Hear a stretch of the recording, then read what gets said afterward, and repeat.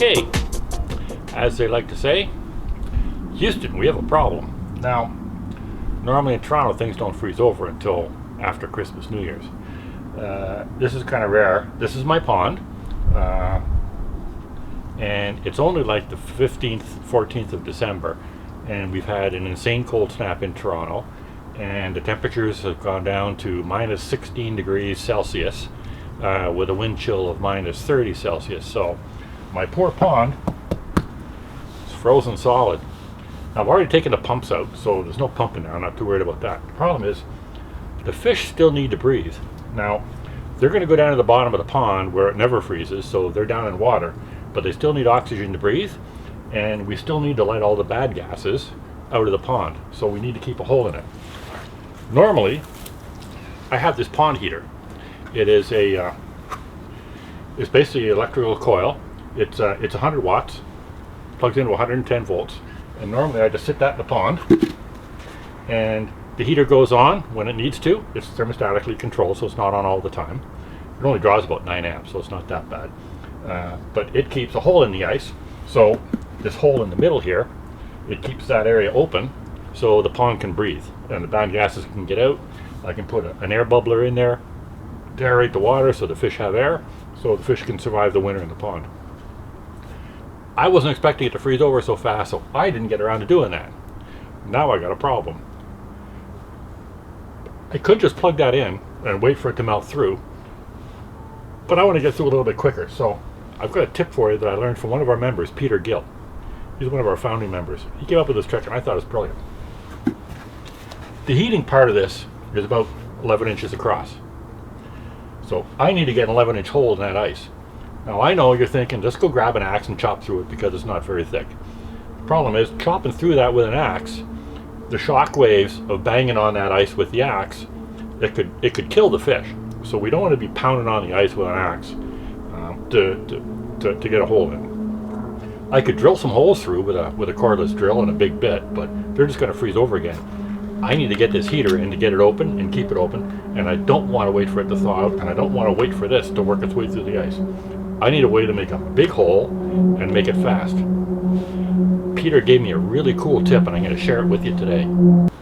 Okay, so what I've done is I've gone looking for some way to make a hole. I need, because of the diameter of this heater, I need a hole that's at least 10.5, 11 inches diameter. So I've gone rooting around. Kitchen's a good place to root around. I found my favorite stock pot. Happens to be about 12 inches diameter. So I'm going to set that right there on the ice. We're golden. Doesn't seem to be working too well. Hang on. We need an adjunct. That's a $5 word for something special.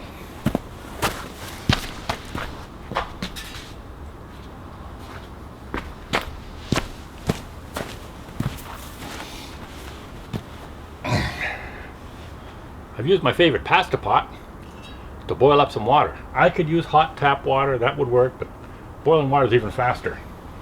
We're just going to pour that into there. Boy, it gets steamy in the winter. And let the magic happen. We keep hot water in that pot, let the pot warm up. Pot's going to melt its way through the ice. I don't have to worry about losing my favorite stock pot in the bottom of the pond, because once it does melt the hole and drops in, the handles will hit the ice and it'll keep it from sinking all the way into the pond. I may have to empty that out, refill it with more hot water. I'm not sure how long this is going to take, because I'll be honest with you, I've actually never done this before, but Peter says it's works. He says it's done. So we're going to see what happens. I can see it's already melting all the snow and everything on top of the ice, and it's already starting to melt its way through, so we're going to just watch this happen and see what happens. Peter, if this doesn't work, I'm going to hit you.